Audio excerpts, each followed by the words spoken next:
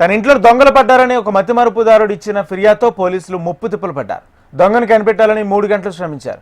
3 గంటల తర్వాత ఫిర్యాదుదారుడే అసలు నిజం చెప్పడంతో పోలీసులు కంగుతున్నారు. ఈ ఘటన వికారాబాద్ జిల్లా అచ్యుతాపూర్లో చోటు చేసుకుంది. గ్రామానికి చెందిన శివయ్య ఇంటికి తాళం వేసి పొలానికి వెళ్ళాడు. ఈ క్రమంలో పందులు పడతామని ఒక 3 వ్యక్తులు ఊర్లో అనుమానంగా తిరుగుతున్నారు.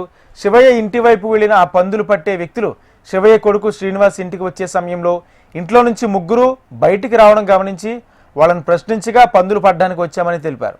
అయితే శ్రీనివాస్ తన ఇంటి పరిసరాలను చూడగా అప్పటికి ఇంటికి తాళం లేకపోవడంతో తండ్రి శివయ్యకు ఫోన్ చేసి తాళం విషయాన్ని అడిగాడు. మతిమరపుతో ఉన్న శివయ్య అవును తాళం వేశాను, ఇంట్లో డబ్బులు కూడా దాచానని చెప్పడంతో శ్రీనివాస్ వారిని అనుమానించి వాళ్ళని వెంబడించే ప్రయత్నం చేశాడు.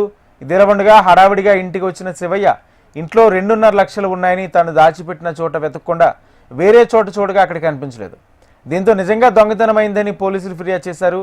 గ్రామానికి చేరుకున్న పోలీసులు డబ్బు మాయంపై దర్యాప్తు వేగవంతం చేశారు. గ్రామంలోని వచ్చిన పందులు వారిపై అనుమానంతో వారిని విచారించగా తామే దొంగతనం చేయలేదని వెల్లడించారు.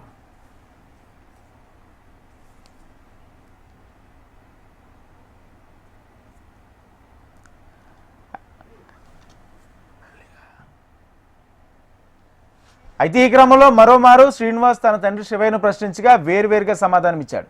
అనుమానం వచ్చిన పోలీసులు ఇంట్లోకి వెళ్లి మరోసారి మాయమైన డబ్బుల చోట చూడాలని సూచించడంతో శివయ్య దాచిన చోటే డబ్బులున్నాయి. అప్పుడు శివయ్య అవాక్కై తానే దాచినట్లు తెలిపాడు. ఒక మతిమరుపు ద్వారా ఇదంతా జరిగిందని పోలీసులు గుర్తించి ఊపిరి పీల్చుకున్నారు. ఒక మతిమరుపు ఎంత పని చేసిందని అవాక్కయ్యారు.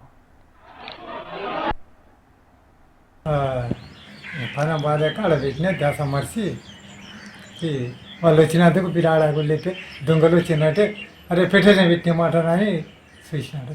పెట్టెలు పెట్టింది మళ్ళీ ఇప్పుడు ఆ పెట్టెల ముందు పెట్టి మళ్ళీ గోళంలో సంచలే పెట్టింది. దొరికినా దొరికింది.